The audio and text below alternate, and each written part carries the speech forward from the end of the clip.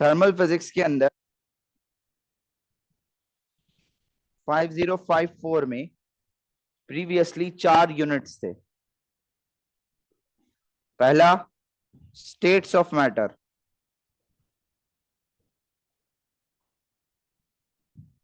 दूसरा transfer of thermal energy,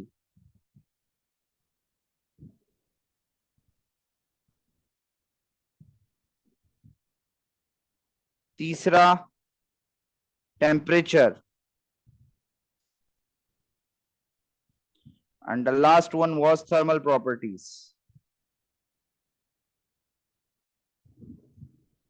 last syllabus update में, last syllabus update जो आई उसमें आपके पास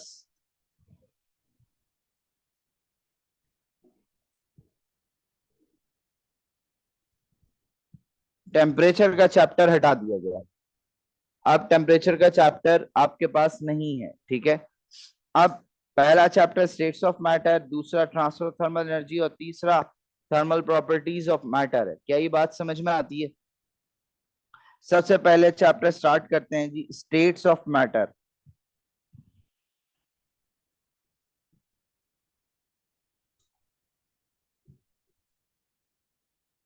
देखें, there are 3 states of matter, is it right?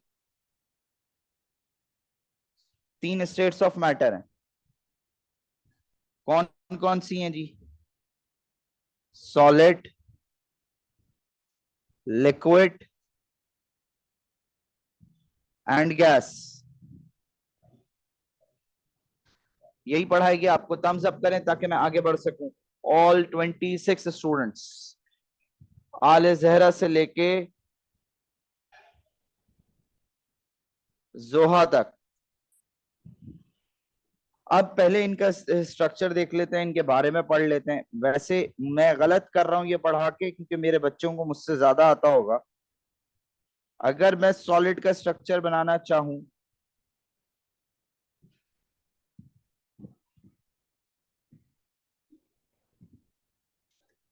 अगर ये एक सॉलिड स्ट्रक्चर बनाऊं मैं, तो मैं क्या करूंगा, इसके अंदर मॉलिक्यूल्स टाइटली पैक्ड बना दूं।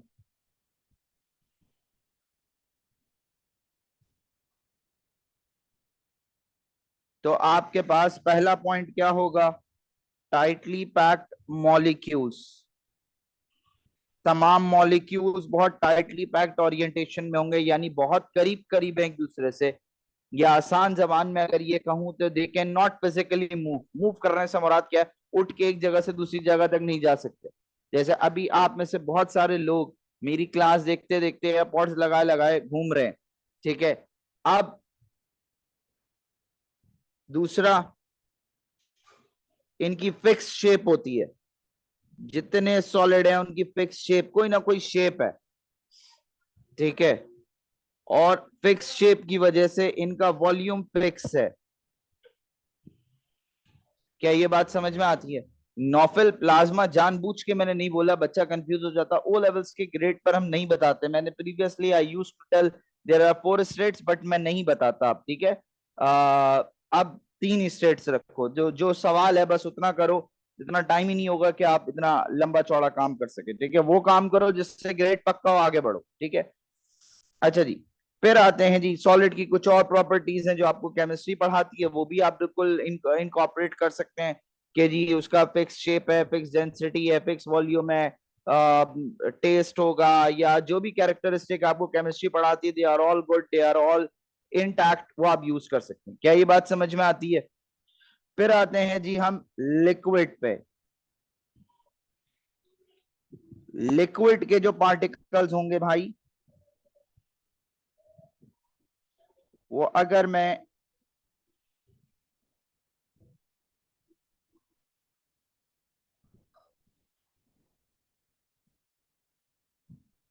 यहां बनाऊं, तो उसके पार्टिकल्स सबसे पहले तो क्लस्टर फॉर्मेट में होंगे, पहली चीज।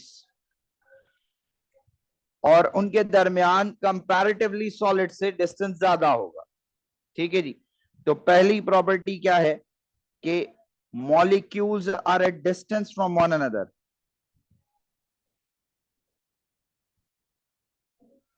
अच्छा, यहाँ एक बात और काबिल जिक्र है कि आप यहाँ इंटरमोलिकुलर फोर्सेस वाला पॉइंट जो केमिस्ट्री में पढ़ाते हैं ना आपको, कि गैसेस में सबसे कम है, लिक्विड में उससे ज्यादा, सॉलिड में उससे ज्यादा, वो यूज कर सकते हैं, कोई परेशानी नहीं है। मैंने क्या कहा आपसे, तमाम प्रॉपर्टीज जो आपको केमिस्ट्री में सॉलिड लिक्विड गैस की पढ़ाई जाती है वो सारी की सारी यहाँ पर इनवैलिड है। मैंने दो दो लिखी हैं, आप चाहे 10 लिख दें, कोई मसला नहीं है, वो यूज होंगी, वो अपनी जगह है, वो बिल्कुल ओके है। यहाँ इंटरमोलिक्यूलर फोर्सेस कंपैरेटिवली कम है, यानी कि गैस लिक्विड से गैस में जाना कदरे आसान है एज कंपेयर टू सॉलिड्स।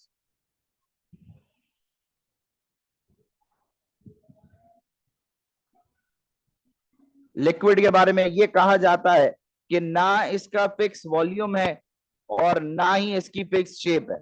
अब यहाँ ये एक बहुत बड़ा झगड़ा है कि देखें, लिक्विड का अपना कोई वॉल्यूम नहीं है, लेकिन लिक्विड को जिस चीज में आप डालेंगे उसका वॉल्यूम ये अख्तियार कर लेता है। एग्जाम्पल के तौर पे आपके सामने पानी की बोतल रखी हुई है, पानी का ग्लास रखा है, लेट सपोज उस पानी के ग्लास की कैपेसिटी है 300 मिलीलीटर, तो उसमें 400 कभी भी नहीं आएगा। ये उस गिलास की वॉल्यूम है, ये उस गिलास वो है, वैल्यू है। तो उसमें 300 मिलीलीटर पानी आएगा, तो आप क्या कहेंगे, कितना पानी आया जी, जो उस गिलास या उस ऑब्जेक्ट की डोमेन में था। क्या ये बात समझ में आती है?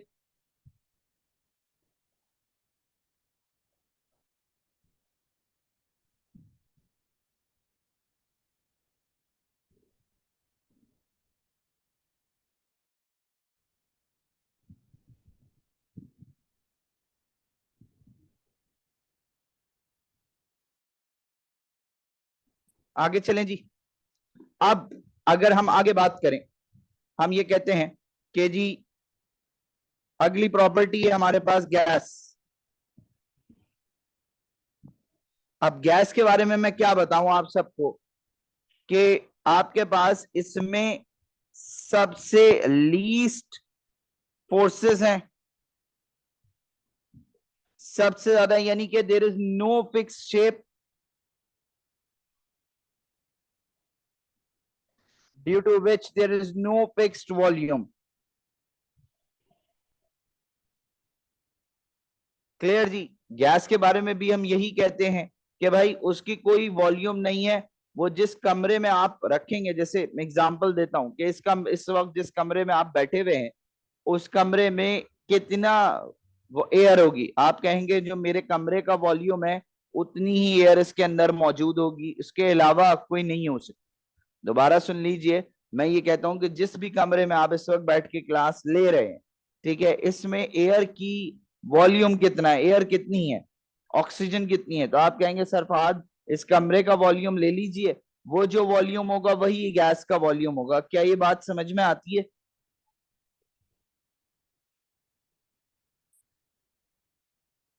थम्स अप करें if this is clear. All students, आले जहरा से लेके सारे, ये तो बेसिक है। देखें आले जहरा, मैं ये कह रहा हूं आपसे कि भाई गैस के बारे में बताएं। आप ये कहेंगी कि सर फहद गैस एक ऐसी चीज है, एक ऐसी स्टेट है जिसका ना कोई फिक्स वॉल्यूम होता है, ना कोई फिक्स शेप होती है। तो मैं कहूंगा कि भाई इस वक्त इस कमरे में कितनी एयर है, तो आप कहेंगे सर फहद इस कमरे का जो वॉल्यूम होगा, लेट सपोज एग्जांपल के तौर पे 200 सेंटीमीटर क्यूब, मैं बहुत एग्जांपल दे रहा हूं, ठीक है, बहुत वेग सी, तो 200 सेंटीमीटर क्यूब अगर इस कमरे का वॉल्यूम है, तो इसमें ऑक्सीजन भी 200 सेंटीमीटर क्यूब होगी। क्या ये बात समझ में आती है? वही जो लिक्विड वाली बात थी। क्लियर?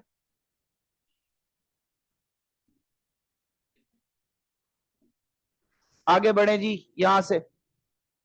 अब आते हैं अगले, यहां पर एक और टॉपिक हुआ करता था ब्राउनियन मोशन का, बट वो बहुत पहले लाइक इन 90s वो हटा दिया गया। अब सॉलिड लिक्विड गैस के बाद हम डायरेक्टली जंप करते हैं, कुछ चीजें और है वो बहुत बेसिक है, वो मैं आपको क्लास में कराऊंगा। अब हम स्टार्ट करते हैं जी ट्रांसफर ऑफ थर्मल एनर्जी, जो हमारा मेन चैप्टर था। देखें, ट्रांसफर ऑफ थर्मल एनर्जी से मुराद क्या है, पहले किसी भी चैप्टर के बारे में पढ़ने से पहले उसका मतलब क्या है पहले ये पढ़ें। देखें, मैंने आपको क्या बताया था कि जी थर्मल एनर्जी क्या होती है, टेम्परेचर रिलेटेड, यानी जब आप एनर्जी चेंज करते हैं, टेम्परेचर चेंज करते हैं, तो जो एनर्जी चेंज होगी उसको आप कहते हैं थर्मल एनर्जी। क्या ये बात समझ में आती है?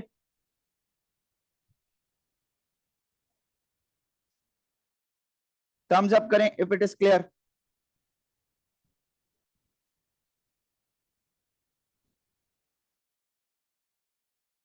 देखें, थर्मल एनर्जी क्या है, जो ऐसी एनर्जी जो बेसिकली हीट की वजह से चेंज हो। इफ्रा दोबारा बता रहा हूं बेटा, थर्मल एनर्जी क्या है, जो थर्मल एनर्जी ऐसी एनर्जी हो जो कि टेम्परेचर या हीट को की वजह से हो। क्या ये बात समझ में आती है?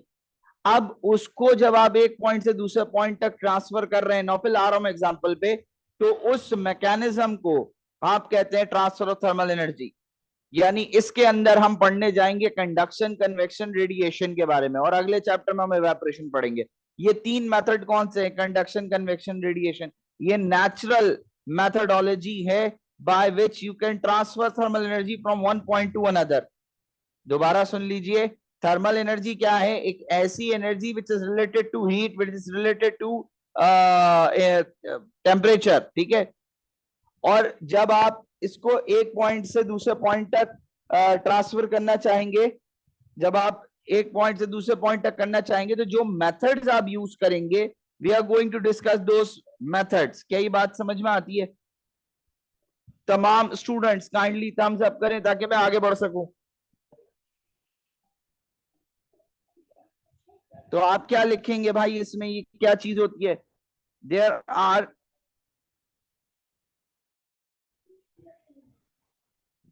Three methods, yes, by which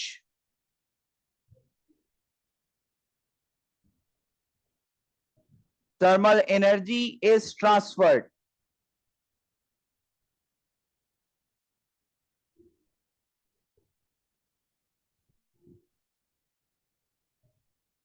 Number one, conduction.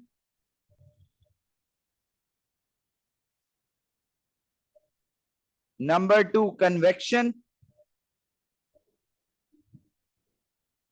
Number three, radiation. तीन बेसिक मेथड्स हैं जिनके थ्रू आप थर्मल एनर्जी एक पॉइंट से दूसरे पॉइंट तक लेके जाएंगे। अब आते हैं जी कंडक्शन पे। याद रखिएगा, कंडक्शन सिर्फ और सिर्फ सॉलिड्स में होती है। तीन स्टेट्स पढ़ाई गई, कंडक्शन सिर्फ सॉलिड्स में होगी। एक सेकंड रुकिएगा जरा, एक सेकंड, एक सेकंड, एक सेकंड, एक सेकंड।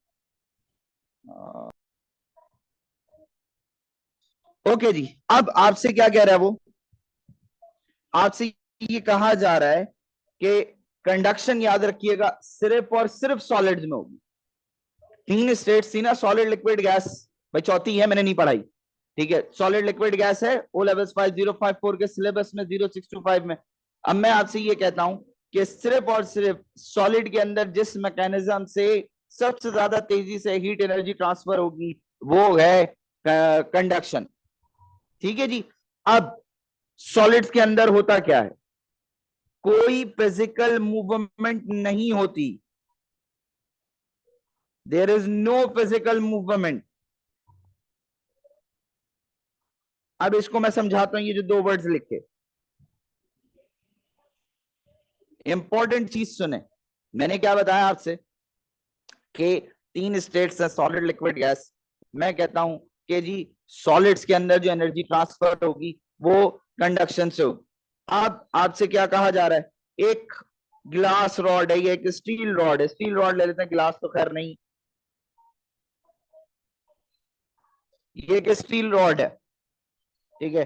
अब स्टील रॉड है, फिजिकल ऑब्जेक्ट है, सॉलिड ऑब्जेक्ट है, तो इसके अंदर पार्टिकल्स होंगे, वो टाइटली पैक्ड होंगे कुछ इस तरीके से, ऐसे ही है। अब सबर, नौफिल। अब क्या हुआ, आपने क्या करा, ये पॉइंट ए नाम दिया, इसको पॉइंट बी दे दिया, आप एक्स वाई दे दें, P1 P2 दे दें, कोई भी नाम दे दें, just to mark the position. आपने इसको उठा के बंसन बर्नर पर रख दिया। यहां ये बात बताना काबिल जरूरत है कि डेल्टा क्यू का मतलब होता है कि यहां से हीट एनर्जी प्रोवाइड की जा रही है, ठीक है जी। ये एक तरह के बर्नर पे आपने रॉड रख दी। अब क्या होगा, अब होगा ये कि अगर तो ये गुड कंडक्टर है तो इसके अंदर होंगे कुछ फ्री इलेक्ट्रॉन्स। वो फ्री इलेक्ट्रॉन्स इस एनर्जी को एब्जॉर्ब करेंगे और जाके पहले मॉलिक्यूल से टकराएंगे। जब कोई भी चीज आपस में टकराती है तो एनर्जी का ट्रांसफर होता है। जब ये मॉलिक्यूल एनर्जी एब्जॉर्ब करेगा तो इसकी एनर्जी लेवल बढ़ जाएगा, ये बराबर वाले से टकराना शुरू करेगा, ये उसके बराबर, and a process will be initiated from A to B. This is known as vigorous vibration. नहीं, फिजिकल मूवमेंट आले जरा मॉलिक्यूल्स की। अब मॉलिक्यूल्स तो अपनी जगह है ना, वाइब्रेट हो रहा है। भाई देखें, इसकी आसान तरीन एग्जांपल, पता नहीं मुझे वैलिड है नहीं है, आपका मोबाइल फोन आपके सामने पड़ा हुआ टेबल पे, किसी की कॉल आती है, वो वाइब्रेट होगा, उठ के आपके पास तो नहीं आएगा ना, आपके पास आ गया आपकी तो चीख निकल जाएगी कि मोबाइल टेबल से उठ के आपके हाथ में आ गया, ये तो नहीं होगा ना। वो वहीं वाइब्रेट करता रहेगा बेचारा, आपको उठाता रहेगा, कॉल आ रही है उठा ले। ठीक हो गई बात। तो अब मॉलिक्यूल्स ने एनर्जी अब्सॉर्ब करी, वो पहले मॉलिक्यूल से टकराए, एक वाइब्रेशन प्रोसेस स्टार्ट हुआ। This is known as vigorous vibration. क्या ये बात समझ में आती है? अब पेपर में सवाल कैसा आएगा, ये स्टील रॉड बनी हुई नहीं आएगी, वो फ्राइंग पैन बना देगा, वो केटल बेस बना देगा, वो रूफटॉप बना देगा, वो कोई भी ऐसा सॉलिड ऑब्जेक्ट बनाएगा जिसमें से वो एनर्जी का ट्रांसफर पूछेगा, बताओ इसमें से एनर्जी का ट्रांसफर कैसे हो रहा है। क्या ये बात समझ में आती है? जी ऑब्वियसली। वाटर टू कूलर जाती है, कूलर टू वाटर नहीं जा सकती ना, पानी हमेशा ऊपर से नीचे गिरेगा। नीचे से ऊपर अगर भेजना है तो मोटर लगानी पड़ेगी, एक्सटर्नल एनर्जी देनी पड़ेगी। यहाँ एक्सटर्नल एनर्जी तो आप कोई भी नहीं दे रहे।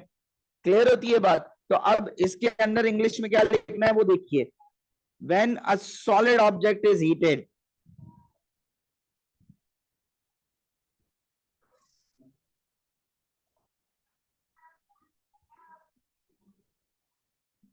the free electrons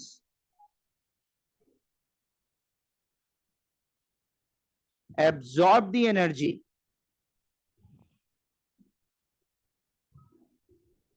and start vibrating, नहीं बल्कि इसको और इन डेप्थ करते हैं,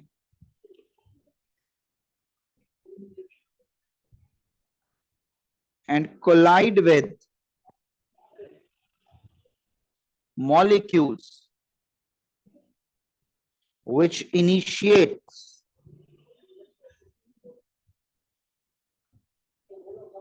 vigorous vibration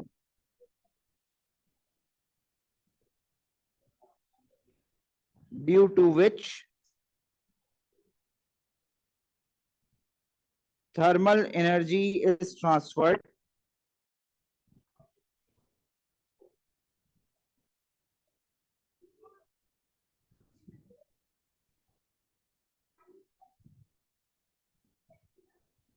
from one point to another। ये पढ़िए और जो समझाया उसको पढ़ें। क्या ये बात क्लियर होती है?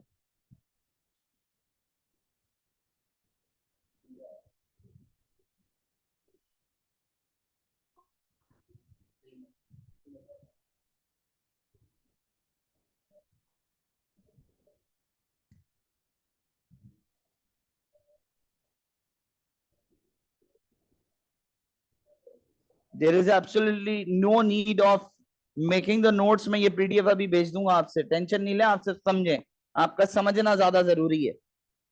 लिखते लिखते तो सारी जिंदगी गुजर गई आपकी। ठीक है, फिर भी ग्रेड डी आता है। ये भाई कौन है, ये एडोल्फ, पता नहीं, हिटलर, जो भी है, यहां से लेके ये नीचे जूम यूजर, जोहा अदील, थम्स अप करें, काइंडली बताएं समझ में आया नहीं आया।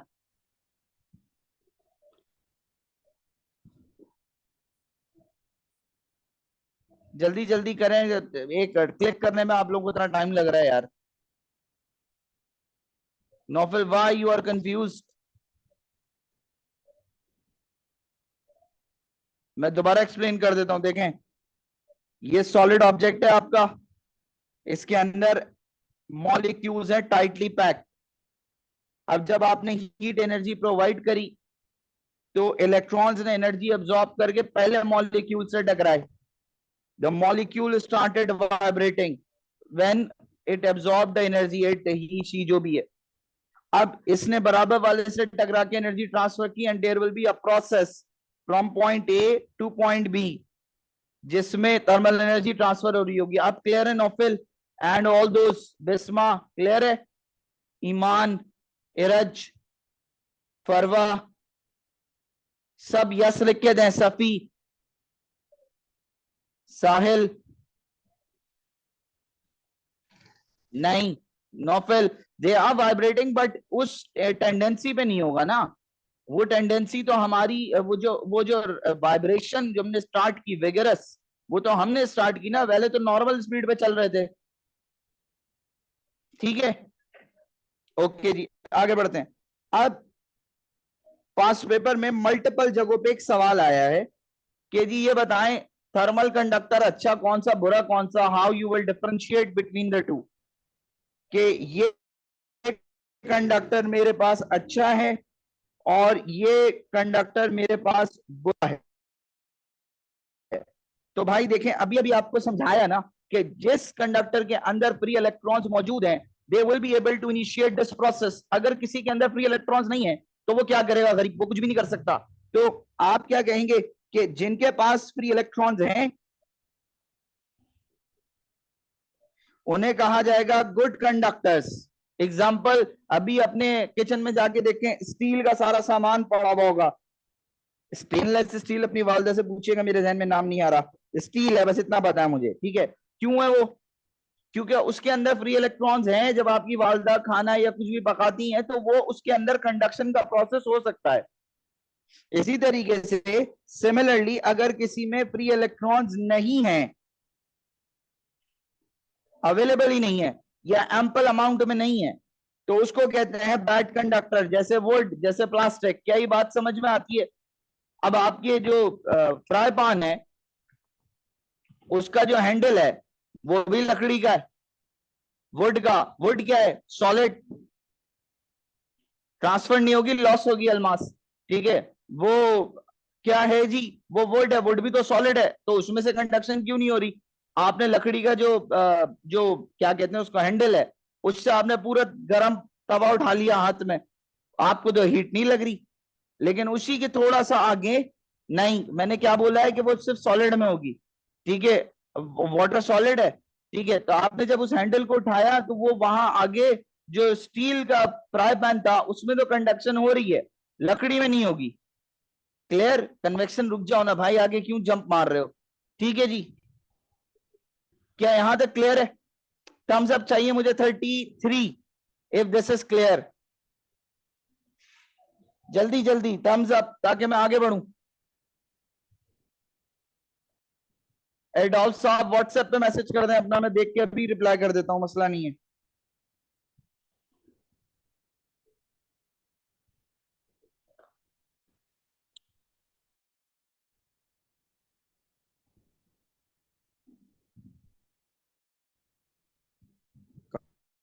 कहां गया, भूल गया। एग्जाम्पल्स अभी तो बोल रहा हूँ, एग्जाम्पल्स। गुड कंडक्टर की स्टील है, ठीक है। और जो बैड कंडक्टर है उसकी वो होगा, लकड़ी होगा, वुड होगा, प्लास्टिक होगा। बहन अपने घर में ढूंढो, 10 चीजें मिल जाएंगी। अभी मैं बीच में बैठा हूँ, मेरे सामने ऐसा कुछ नहीं है ना। तहरीम जो खाना बना रही है कि खाना बना रही थी तो मैं देख लेता कि कौन सा गुड है कौन सा बैड है। तो आप अपनी वालदा भी खाना बनाने जा रही होंगी ना, रोटी उनके साथ जरा खड़ी हो, आपको पता लग जाएगा गुड क्या है बैड क्या है। अब आते हैं जी कन्वेक्शन पे। कन्वेक्शन लिक्विड्स और गैसेस में होती है। अच्छा जी, इसके अंदर फिजिकल मूवमेंट होती है जो कि कंडक्शन में नहीं थी। और फिजिकल मूवमेंट का क्राइटेरिया क्या है? डेंसिटी।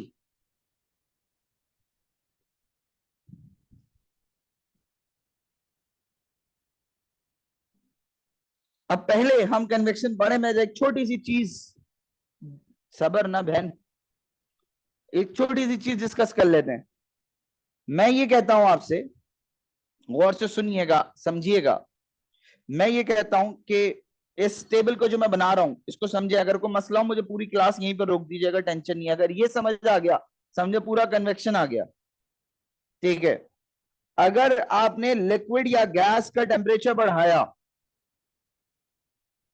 अगर आपने लिक्विड या गैस का टेम्परेचर बढ़ाया तो क्या होता है कि उसका वॉल्यूम बढ़ जाता है। अब समझो वॉल्यूम को। वॉल्यूम की दो डेफिनेशंस पढ़ी हैं आपने। पहला वॉल्यूम पढ़े space occupied by an object, ठीक हो गया जी, ये आपको आज तक पढ़ाया गया। मैं जो ये वॉल्यूम की बात कर रहा हूं ये स्पेस ही है, बट यहां मैं इन टर्म्स ऑफ डिस्टेंस बात कर रहा हूं कि इन दो मॉलिक्यूल्स के दरमियान का डिस्टेंस बढ़ जाएगा। समझिएगा, जब आप किसी भी लिक्विड या किसी भी गैस को हीट करते हैं तो आपका वॉल्यूम बढ़ जाता है। वॉल्यूम बढ़ने से मुराद क्या है कि आपके पास वो दो मॉलिक्यूल्स के दरमियान का जो डिस्टेंस है वो बढ़ जाता है।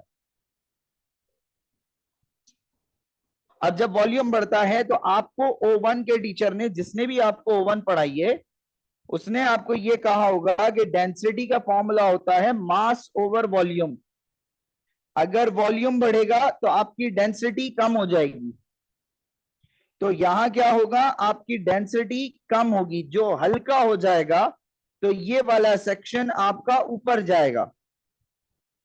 अब जरा दोबारा से सुन लें सुकून से। जब भी किसी भी लिक्विड या किसी भी गैस को आप हीट करते हैं यानी उसका टेम्परेचर बढ़ाते हैं तो उसके मॉलिक्यूल्स के दरमियान का डिस्टेंस बढ़ जाता है, विच मीन्स कि उसका वॉल्यूम बढ़ गया। यहां यह बात बताना बहुत जरूरी है कि लिक्विड और गैस के मॉलिक्यूल का साइज नहीं बढ़ेगा, वो फूल नहीं जाएगा, उसका साइज चेंज नहीं होगा, दो मॉलिक्यूल्स के दरमियान का डिस्टेंस चेंज होगा, बढ़ेगा। हम उस लेवल तक नहीं गए ना साइम, हमने बहुत कम रखा हुआ है, पीछे रखा हुआ है, अभी अभी स्लो रखा हुआ है, ठीक है। यानी इतना ही एनर्जी नहीं दी कि वो स्टेट चेंज कर ले, बहुत ज्यादा एनर्जी नहीं दी, हल्का सा चेंज किया, यानी 1 डिग्री या 2 डिग्री चेंज किया, 100 या 0 पे नहीं लाए। अब जब आपने टेम्परेचर चेंज किया तो बढ़ाया तो मॉलिक्यूल्स दूर हो गए। अब जब मॉलिक्यूल्स दूर हुए तो ये फॉर्मूला कहता है कि अगर वॉल्यूम बढ़ेगा तो डेंसिटी कम हो जाएगी। डेंसिटी कम होगी तो आपकी जो मॉलिक्यूल्स है वो डिस्प्लेस होकर ऊपर चले जाएंगे। अभी इसको समझाता हूं। अब अगला सेक्शन टेबल का क्या कहता है कि अगर आप टेम्परेचर कम करें तो क्या होगा। आले जरा 1 सेकंड रुको, मैं जवाब दे रहा हूं। नहीं रेबल, प्रेशर नहीं हुआ। प्रेशर होता है फोर्स अपॉन एरिया, यहां इसका प्रेशर का मैं कोई बात नहीं कर रहा। दोबारा सुने, आपने अब क्या करा, लिक्विड और गैस का टेम्परेचर कम करा। जब आपने कम करा तो मॉलिक्यूल्स एक दूसरे के करीब आएंगे, श्रिंक होंगे। श्रिंक इन साइज नहीं भाई, अल्लाह के वास्ते, ठीक है। आपके पास, यार 1 सेकंड प्लीज, 1 सेकंड यार।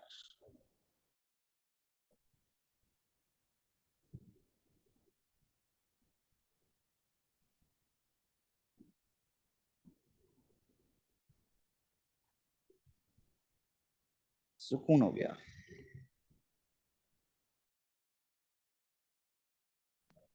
क्या कह रहा था मैं, हाँ, इधर देखें।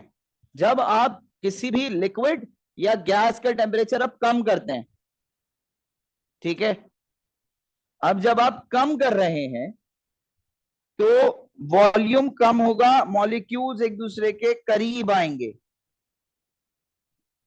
जब मॉलिक्यूल्स एक दूसरे के करीब आएंगे तो भाई आपकी जो वॉल्यूम है कम हुआ तो डेंसिटी बढ़ गई, सिंपल मैथमेटिक्स। तो अब ये जो चीज है ये भारी हो गया, ये चीज इसकी जो डेंसिटी है वो बढ़ गई, तो ये क्या करेगा, मूव डाउन। क्या ये टेबल समझ आया है ताकि मैं आगे बढ़ सकूं? All 34 students please respond. अगर ये क्लियर है तो मैं आगे बढ़ूं। ह्यूमन बॉडी से कन्वेक्शन होती है, बॉडी में नहीं होती। बाकी अपनी बायोलॉजी टीचर से पूछिएगा। अलमास 2 मिनट बेटा, थम्स अप करें ताकि मैं आगे बढ़ूं। हाँ का 1 सेकंड बता रहा हूं बेटा।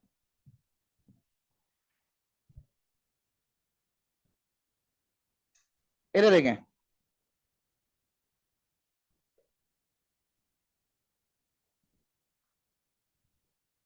ये आपने एक बीकर लिया, अब इस बीकर के अंदर आप पानी भर दें।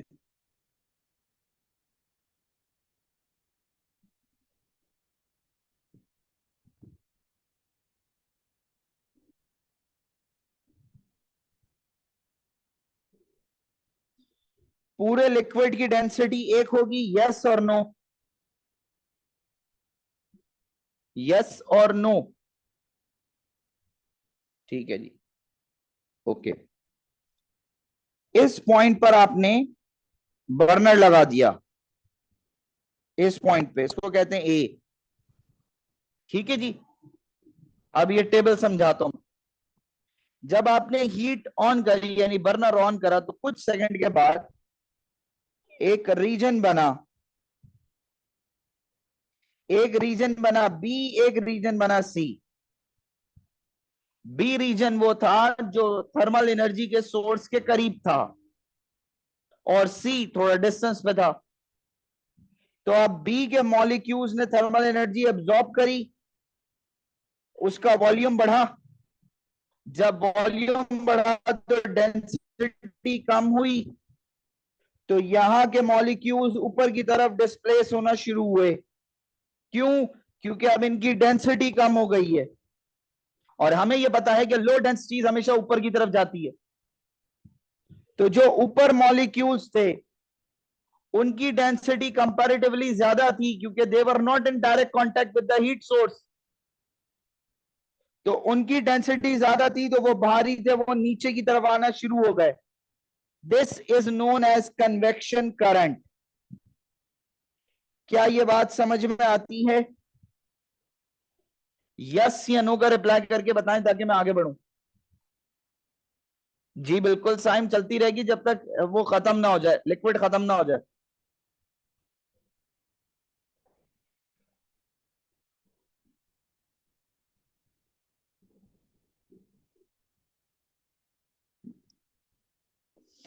किस किस ने यस लिख दिया? वापस समझा दूं जोहा? हाँ साइम, तुम्हें जवाब मिल गया बेटा, मैं आगे बढ़ूं? जोहा दोबारा सुने, जोहा कैसे होगी? मॉलिक्यूल्स दूर हो गए ना आधे से, दोबारा सुन लो बेटा। देखें, एक पूरा बकेट है, एक पूरा ग्लास बीकर है, उसमें पानी है, पानी का डेंसिटी एक है। आपने किसी भी टैप से किसी भी जगह से पानी भरा, एक ही डेंसिटी है, पानी अलग अलग तो हो नहीं सकता। अब आपने यहां पर इस पॉइंट पर थर्मल एनर्जी लगा दी, तो अब दो रीजन बन गए, एक वो रीजन जो इससे करीब है, डिस्टेंस कम है, एक वो जिसका डिस्टेंस ज्यादा है।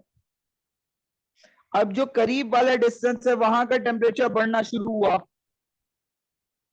तो वॉल्यूम जो है, मॉलिक्यूल्स ने एनर्जी अब्सॉर्ब करी, उनका डिस्टेंस आपस में बढ़ना शुरू हो गया। तो क्या हुआ, वो लेस डेंस हो गए।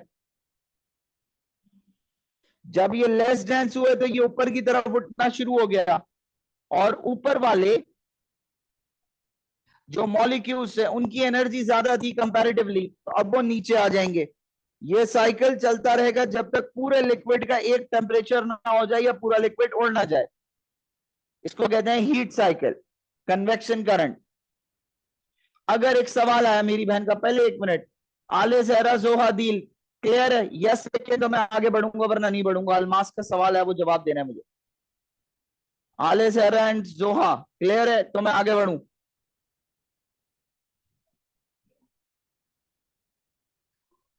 ओके, हर चीज में थैंक यू नहीं लिखा करें भाई। ठीक है जी। अब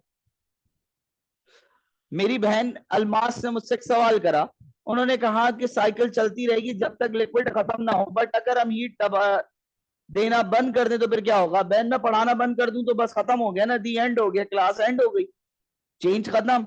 लेकिन चेंज कैसे खत्म होगा? कभी पंखा बंद करें अपने ऊपर का तो वो एकदम से बंद होता है या थोड़ी देर में बंद होगा?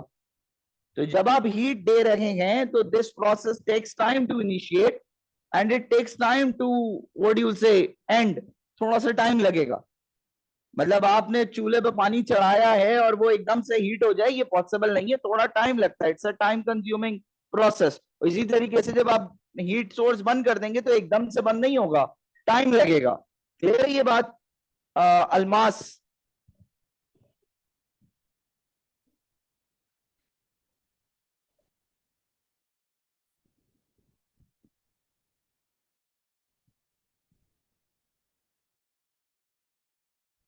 डन। अच्छा जी। मगर क्या जो टेम्परेचर हमने कंटिन्यूअसली हीट, नहीं समझ आया तुम्हारा सवाल बेटा, तुम वॉइस कर देना व्हाट्सएप पे या कर दो तो मैं अभी जवाब दे देता हूँ। अच्छा जी, जब आप पीएचडी पढ़ रहे थे जिसमें आप लोग माशाल्लाह बड़े अच्छे ग्रेड लाए, तो आपको एक चीज पढ़ाई गई। क्या मैं इसकी इंग्लिश लिख दूं या तुम लोग लिख लोगे? लिख देता हूं। When a liquid or gas is heated,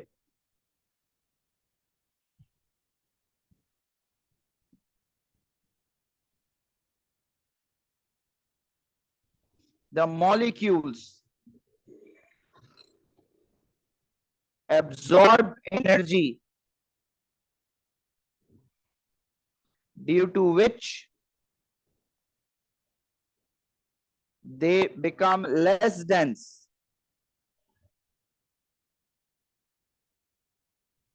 and rise up and are replaced by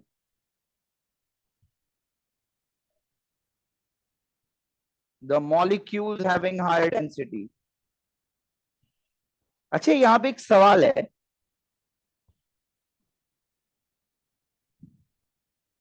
कभी आप नॉर्दर्न एरियाज या पाकिस्तान के बाहर सर्दियों में वेस्टर्न कंट्रीज गए? कोई गया है?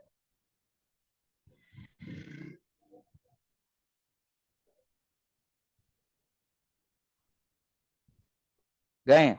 वहां हीटर लगे हुए होते हैं। हीटर कहाँ होता है? ऊपर छत पे होता है या नीचे होता है? और अभी आप जिस कमरे में बैठे हैं अगर वहां पर या आपके घर में कहीं एसी लगा हुआ है तो जरा मोबाइल फोन लेके जाएं वहां तक, एसी देखें, एसी नीचे लगा हुआ है या ऊपर लगा हुआ है? क्यों? गौर से सुने। एसी ऊपर इसलिए लगाया जाता है कि जो वहां से हवा निकलेगी उसका टेम्परेचर कम होगा। जब टेम्परेचर कम होगा तो उसने क्या करना है? सीधा नीचे आना है। हमारा बच्चा फैन से खेल रहा होता है, उसके स्विंग से खेल रहा होता है कि मैं स्विंग अपनी तरफ कर लूं हवा आ जाएगी। भाई उसने आना ही नीचे, आप कुछ करो नहीं करो, आना है, सुकून से बैठो, 5 मिनट में आ जाएगी हवा। उसने आना ही नीचे। इसी तरीके से जो हीटर लगा हुआ है वो कमरे में नीचे लगा होता है क्योंकि गर्म हवा ने हमेशा ऊपर जाना है। क्या ये बात समझ में आती है? ये सवाल 2016 था या 2012 था जिसमें आया था कि जी वो एक रेफ्रिजरेटर का डब्बा बना के देता है, कहता है कूलिंग यूनिट कहाँ लगा होगा? कूलिंग यूनिट हमेशा ऊपर लगा होगा। ये आपका रेफ्रिजरेटर है, ये फ्रिज का एरिया, यहाँ कहीं कूलिंग यूनिट लगा होता है क्योंकि उसने ठंडी हवा फेंकनी है, वो आनी ही नीचे है। क्या ये बात समझ में आती है? क्लियर है? अगला आपके पास टॉपिक है कॉन्सिक्वेंसेस ऑफ कन्वेक्शन। ये आपको पाकिस्तान स्टडीज में पढ़ाया जाता है। ये दो हैं जी। एक है सी ब्रीज, मैं ये नहीं पढ़ाऊंगा, सिर्फ आइडिया दूंगा। आप लोग बहुत अच्छे तरीके से ये पढ़ चुके हो। लैंड ब्रीज नहीं। साइम, कंडक्शन के क्या कॉन्सिक्वेंस है? कंडक्शन का कॉन्सिक्वेंस खाना बनना या खाना नहीं बनना, और क्या होगा? ये कॉन्सिक्वेंस कहते हैं रिजल्ट को। ठीक है। अगर मैं सी ब्रीज की बात करूं तो ये आपकी लैंड है, ये आपका सी है। ड्यूरिंग डे टाइम हमने सारे दरख्त तो काट दिए ना, हमें पुल बनाने थे, बिल्डिंग बनानी थी। तो हमने सारे दरख्त तो काट दिए। अब जब दरख्त काट दिए तो सूरज की रोशनी डायरेक्ट जमीन पर पड़ रही है। We know that water is a poor conductor of heat. ये 4 क्लास के बच्चे को भी पता है। तो पूरा दिन समंदर पर और जमीन पर जो हीट पड़ती है उससे जमीन का टेम्परेचर 50 डिग्री हो जाता है या बढ़ जाता है। मैं 50 डिग्री कह रहा हूं, बढ़ जाता है, ज्यादा होता है। जबकि पानी का टेम्परेचर कम होता है क्योंकि वो इतनी जल्दी हीट एब्जॉर्ब नहीं करता। तो लैंड से गर्म हवा ऊपर उठती है। क्यों गर्म हवा ऊपर उठ रही है? क्योंकि अगर टेम्परेचर ज्यादा होगा, वॉल्यूम ज्यादा होगा, डेंसिटी कम होगी, ऊपर चला जाएगा। अभी अभी ऊपर टेबल बताया। और सी से हवा रिप्लेस करती है इसको। क्या ये बात समझ में आती है? क्लियर है ये? दोबारा सुन ले। मैंने क्या कहा से कि भाई ये लैंड है, ये सी है। पूरा दिन सूरज जो है वो अपनी गर्मी बरसा रहा है, ठीक है? नहीं, उल्टा है बेटा। तो आपके पास क्या होगा? यहां अगर टेम्परेचर बढ़ेगा तो यहां से हवा ऊपर उठेगी, इसको रिप्लेस करेगी हवा सी से। इसको कहते हैं सी ब्रीज। और अगर हम लैंड ब्रीज की बात करें तो रात के टाइम, अब क्योंकि सूरज खत्म हो गया तो लैंड का टेम्परेचर तेजी से फॉल करता है। जैसे अभी है, अभी कम है। खैर आज तो बारिश हुई तो दिन में भी इतना टेम्परेचर नहीं था। शदीद गर्मी में दिन में टेम्परेचर ज्यादा, रात में कम। लेकिन समंदर का टेम्परेचर लेट से 25 से गिर के 20 हो गया। मैं एग्जांपल दे रहा हूं, ज्यादा ही होगा, चेंज होगा, बट मैं डिफरेंस की बात कर रहा हूं। तो अब समंदर से हवा ऊपर उठती है और जमीन से हवा जाके उसको रिप्लेस करती है। क्या ये बात समझ में आती है?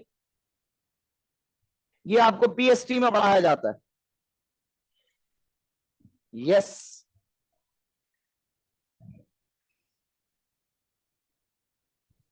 क्लियर? यार ये तो 10 में पढ़ा है भाई। थम्स अप करें। 29 students if this is clear.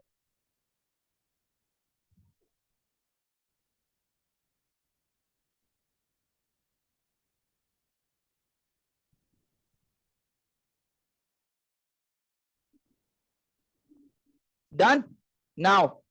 नहीं ना, ट्रांसफर ऑफ मॉलिक्यूल्स। साइन बड़ी गहरी बात कर रहे हैं आप। डेंसिटी बेस्ड कह सकते हैं, बट फिजिकल ट्रांसफर हाँ कह सकते हैं, सही है। ठीक है, आगे बढ़ते हैं। अब आते हैं जी रेडिएशन पे।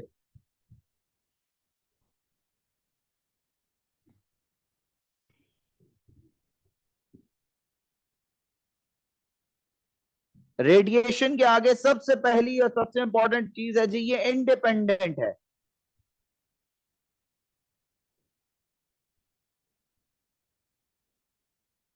कंडक्शन को मॉलिक्यूल्स की जरूरत थी, कन्वेक्शन को मॉलिक्यूल्स की जरूरत थी। इंडिपेंडेंट से मुराद मॉलिक्यूल्स हो या ना हो, रेडिएशन हो जाएगी।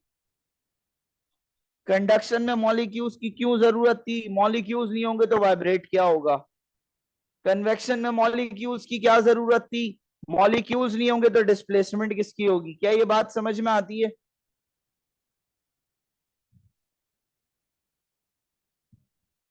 Is this clear?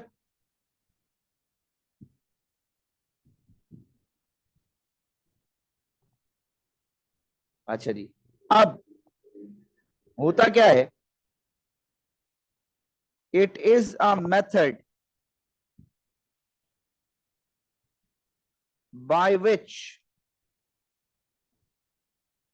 thermal energy is transferred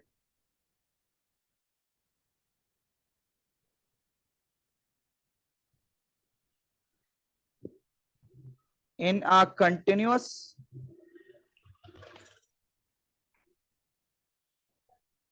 form of infrared waves।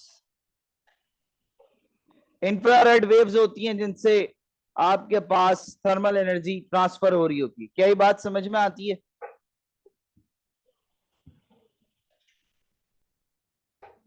नहीं नहीं नहीं भाई, आपसे भी हो रही है। आप 4 चक्कर लगाएं घर की सीढ़ियों के, आपसे भी रेडिएशन होना शुरू हो जाएगी। गेम्स मूवीज में देखा होगा, हीट सीकिंग मिसाइल वो होते हैं, हीट सीकर्स होते हैं, वो रेड ग्रीन येलो कलर का ऑब्जेक्ट दिखा रहे होते हैं, तो हर ऑब्जेक्ट से होती है भाई। It's not necessary gases. तो मैंने आगे कोई मीडियम लिखा इसीलिए तो नहीं लिखा। लिक्विड से भी हीट हो रही है, रेडिएशन हो रही होती है। पानी गर्म करो, फिर उसके बिल्कुल लेवल पे आके देखो, उससे वेपर्स निकलते हुए दिखेंगे आपको। वो किस फॉर्म में? वो रेडिएशन की फॉर्म में। ठीक है साइम। अब रेडिएशन क्या है? ये आपके पास सूरज है, ये आपके पास जमीन है। बड़ा मशहूर सवाल है 90s का, 90s के हर पास में होता था। सूरज से जमीन तक वैक्यूम है। वैक्यूम का मतलब जीरो मॉलिक्यूल। थर्मल एनर्जी आ जाती है कैसे? रेडिएशन से आ रही है। वहां कंडक्शन और कन्वेक्शन क्यों नहीं हो सकती? क्योंकि मॉलिक्यूल ही नहीं है, तो वाइब्रेट क्या करेगा? मॉलिक्यूल्स ही नहीं है, तो मूवमेंट किसकी होगी? क्या ये बात समझ में आती है?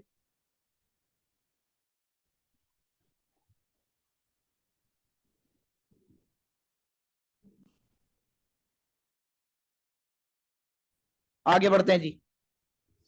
अगला टॉपिक है आपका गुड और बैड एमिटर,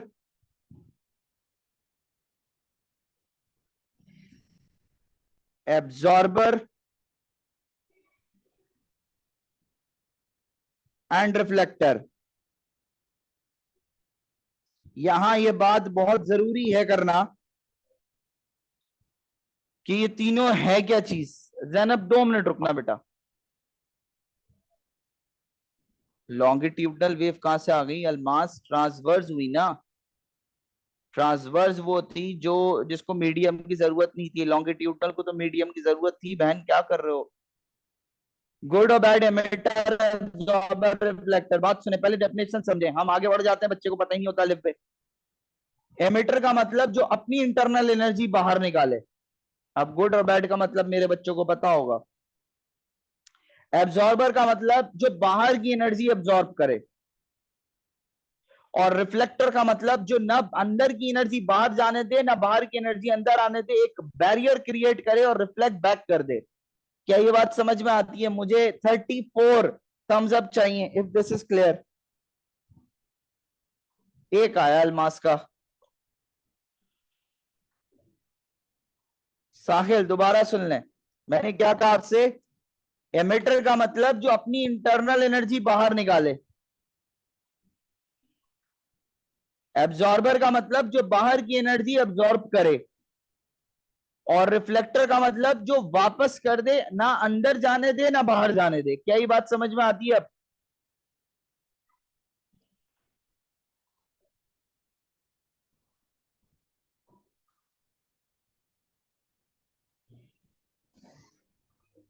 अच्छा जी। अब black, dull, textured surfaces are best emitter of internal energy as well as best absorber of external energy। सुने जरा गौर से। जो अच्छा एमिटर होगा वो अच्छा एब्जॉर्बर भी होगा। आइडियल केस में बात कर रहा हूं। जो अच्छा एमिटर होगा वो अच्छा एब्जॉर्बर भी होगा। आप एक कप लें, 2 कप ले लें बल्कि, दोनों में 50 डिग्रीज की चाय डालें। एक को कर दें बाहर से काला,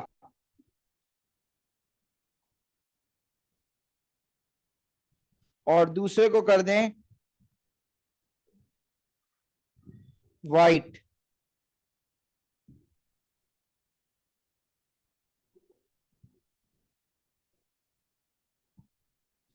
अब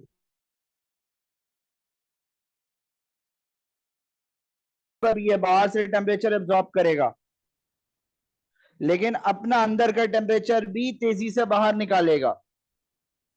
व्हाइट क्या करेगा, थर्मल एनर्जी बाहर से जो आ रही होगी उसको रिफ्लेक्ट बैक कर देगा, अंदर जाने नहीं देगा, क्योंकि व्हाइट अच्छा रिफ्लेक्टर है। क्या ये बात समझ में आती है?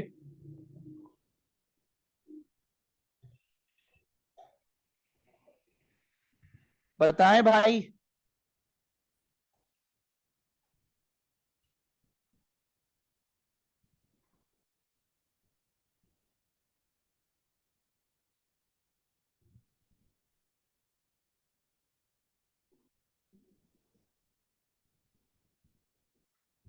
अब अगर मैं इस सिनेरियो का,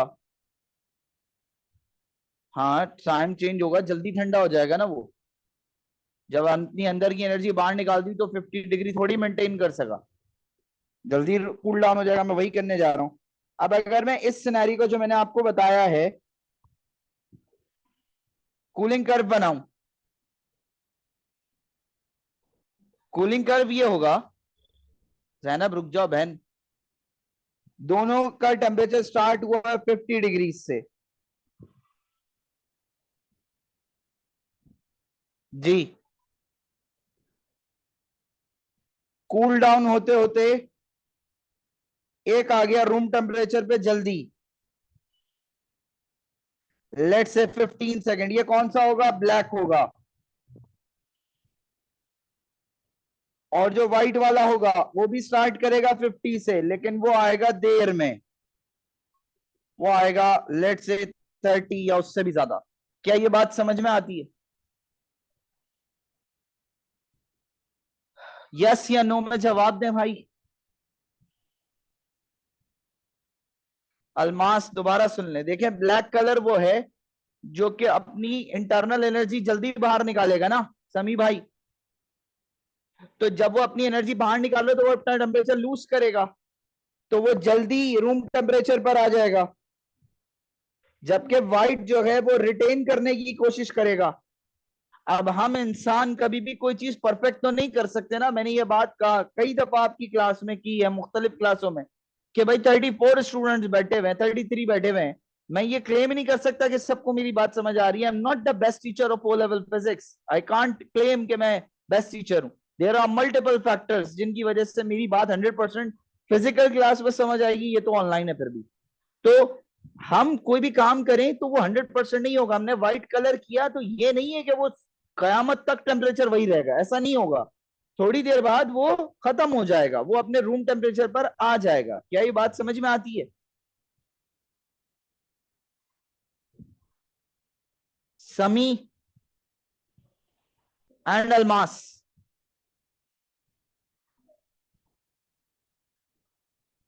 Almas, I am waiting for your reply. Okay, अब आते हैं आगे। पहले इसको ब्लैक कर दूं, व्हाइट से लिखना शुरू हो जाऊंगा। एप्लीकेशंस,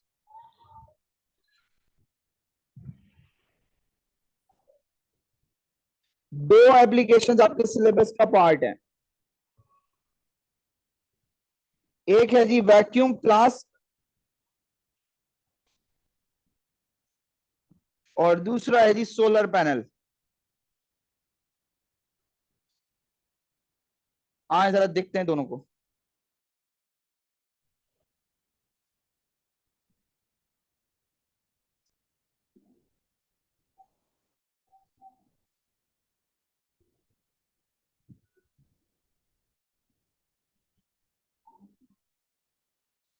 वैक्यूम फ्लास्क, जिसको आपकी वालदा थर्मोस कहती हैं, वो पढ़ने जा रहे हैं।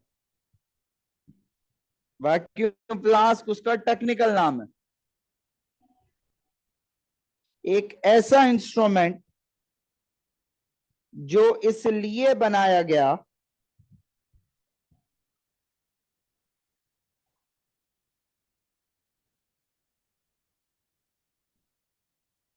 कि आपके लिक्विड या ऑब्जेक्ट के अंदर का टेम्परेचर एक पर्टिकुलर लेवल पर रह सके।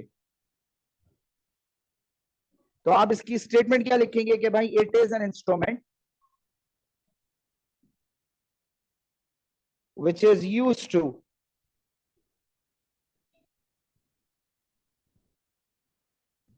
maintain the temperature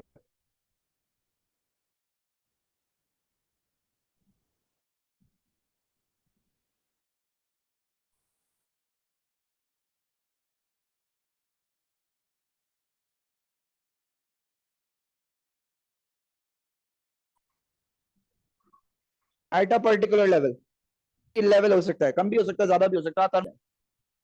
तो कलर का वैक्यूम पास, सबर करो ना, साइम आगे बढ़ रहे हैं। वर्किंग कैसे करता है जी?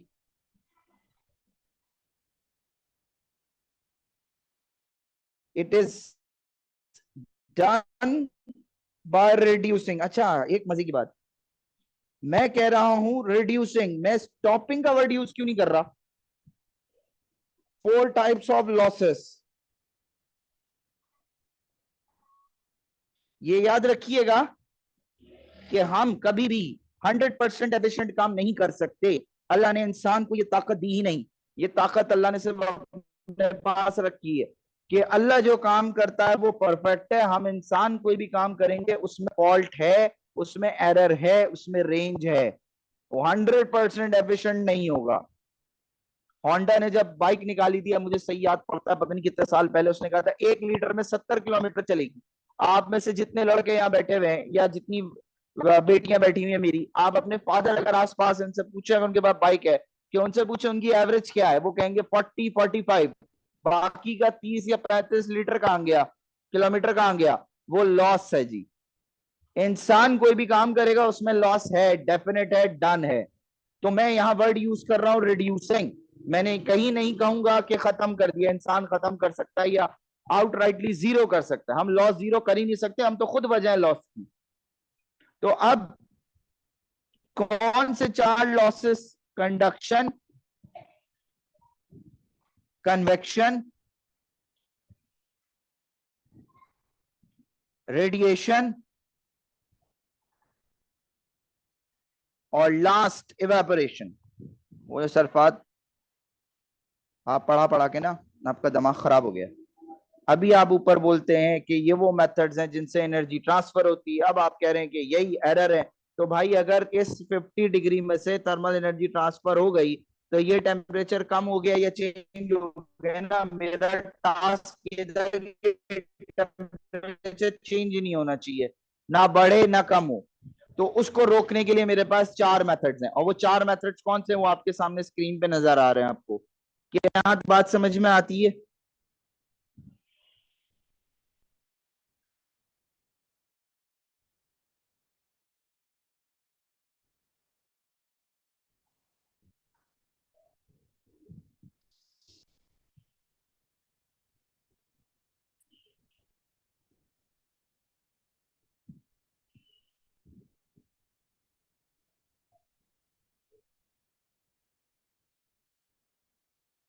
मैं वेट कर रहा हूँ आपके रिप्लाई का।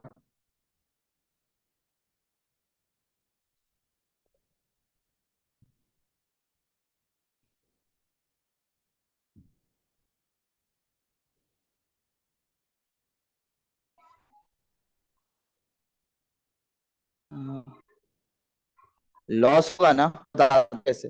देख, 4 तरीके से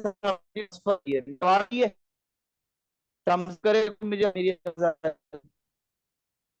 ना। हाँ, 4 तरीके से ट्रांसफर हो गया, ये 4 पक्का है तो आप टेंशन का।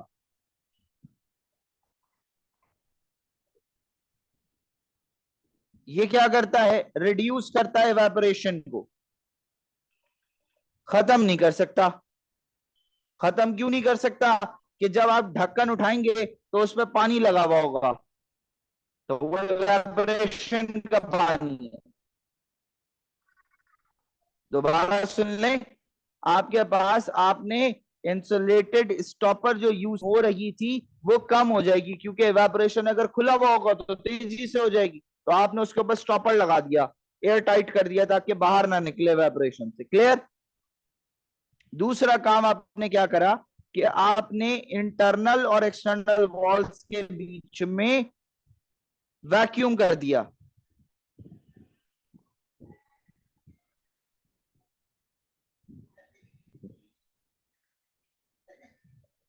ये वैक्यूम कर दिया आपने। अब जब आपने वैक्यूम किया,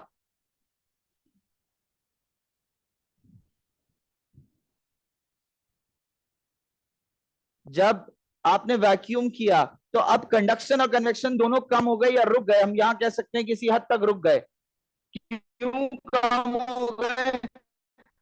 क्योंकि कंडक्शन को मॉलिक्यूल्स चाहिए थे वाइब्रेशन के लिए, नहीं हो चाहिए मॉलिक्यूल्स डिस्प्लेसमेंट के लिए, वो भी नहीं हो सकता। क्या ये बात समझ में आती है? यस या नो में रिप्लाई करें।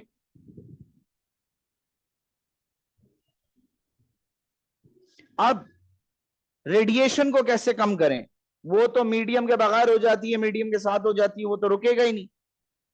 उसको रोकने के लिए आपने बाहर वाली वॉल और अंदर वाली वॉल को सिल्वर कलर का कर दिया, शाइनी कर दिया। सभी मैं दोबारा रिपीट करता हूं बेटा, टेंशन नहीं लो।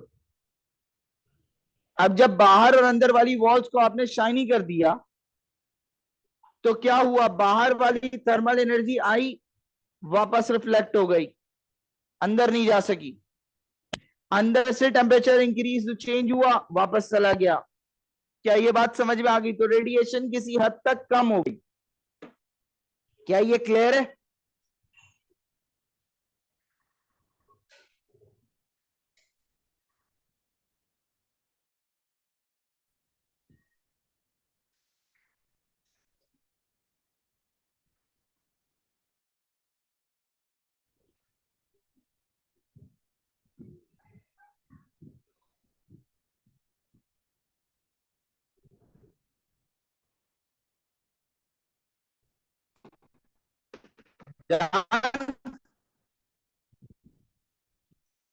यहां किसी प्रॉब्लम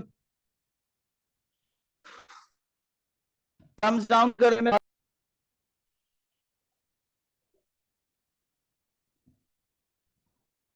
थम्स अप करें, it is clear all students.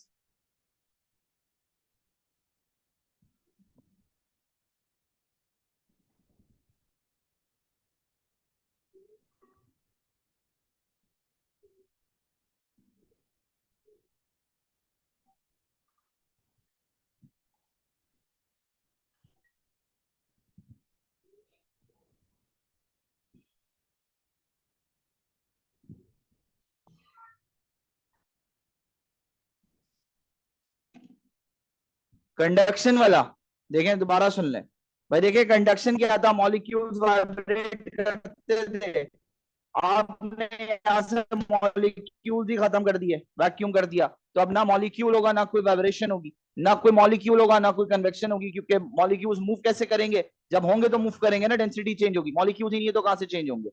Clear? आखिरी बस आज का काम, उसके बाद मेरी हिम्मत भी खत्म हो गई है, आप लोगों की हिम्मत भी खत्म हो गई है। हाँ गया ब्लैक, मेरे ऊपर चढ़ा दो ये साइकिल, जाओ यहाँ से।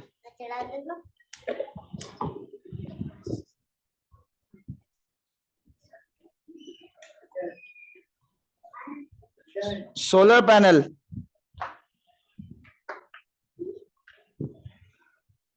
सोलर पैनल एक चीज समझें, दो सोलर पैनल हैं जो आप, पहला जो आपके जहन में आ रहा है, जो आपके घरों के बाहर लगा हुआ होता है, जो लाइट प्रोड्यूस करके देता है, भाई हम वो नहीं पढ़ रहे हैं। पहली बात, let me put this very clear, हम वो सोलर पैनल नहीं पढ़ रहे हैं। हम ये जो गांव देहात में थर्मल एनर्जी प्रोड्यूस करता है ना, वो पढ़ रहे हैं। अब ये क्या है? एक ब्लॉक होता है,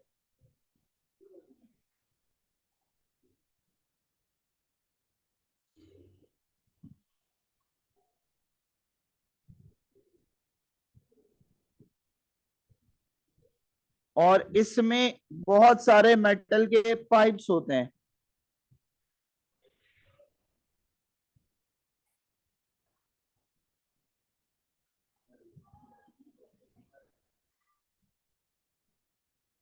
हाँ बेटा, ताहा भेज दूंगा। मेरी खुद बैटरी फेल हो गई अब। ये जो बेस होता है ये ब्लैक कलर का होता है।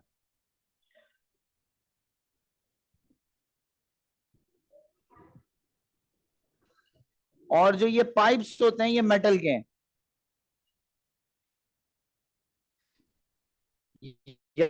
यहां से ठंडा पानी और यहां से हॉट वाटर आउट होता है। अगर आप में से किसी के घर पे वो छोटे वाले वो है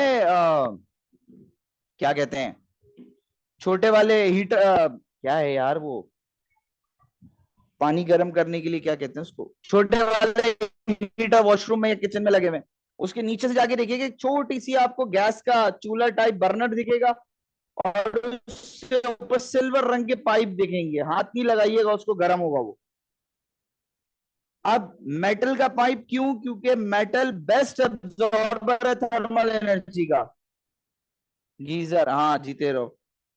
दिमाग इतना खराब हो गया, नाम ही जहन में नहीं आ रहा। ठीक है। और ब्लैक सरफेस क्यों है? ताकि सूरज की रोशनी सबसे ज्यादा एब्जॉर्ब कर सके।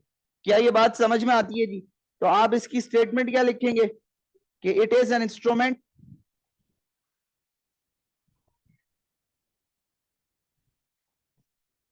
which is used to absorb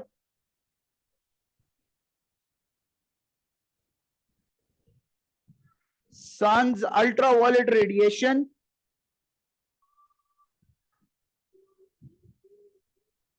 to heat water। इसमें मेटल पाइप्स होते हैं क्योंकि ये बेस्ट एब्जॉर्बर है।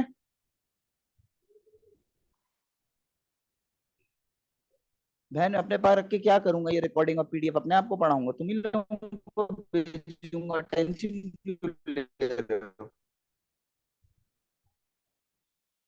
और बेस हमेशा ब्लैक होगा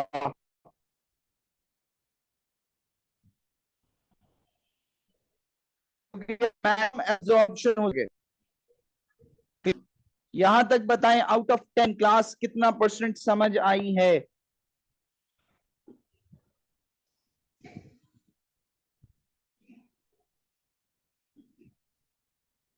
आउट ऑफ 10 जल्दी जल्दी बताएं, फिर एंड करें क्लास।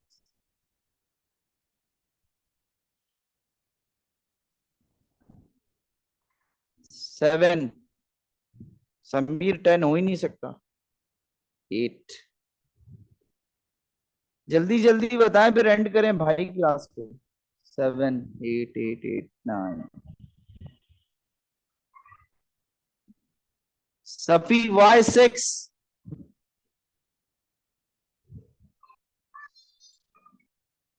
सफी कहाँ लूज हो गया?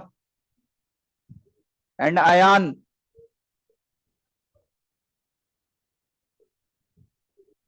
सफी अहमद,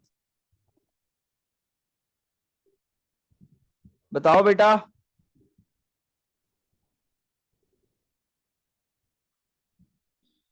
ठीक है जी, आज यहीं तक रखते हैं।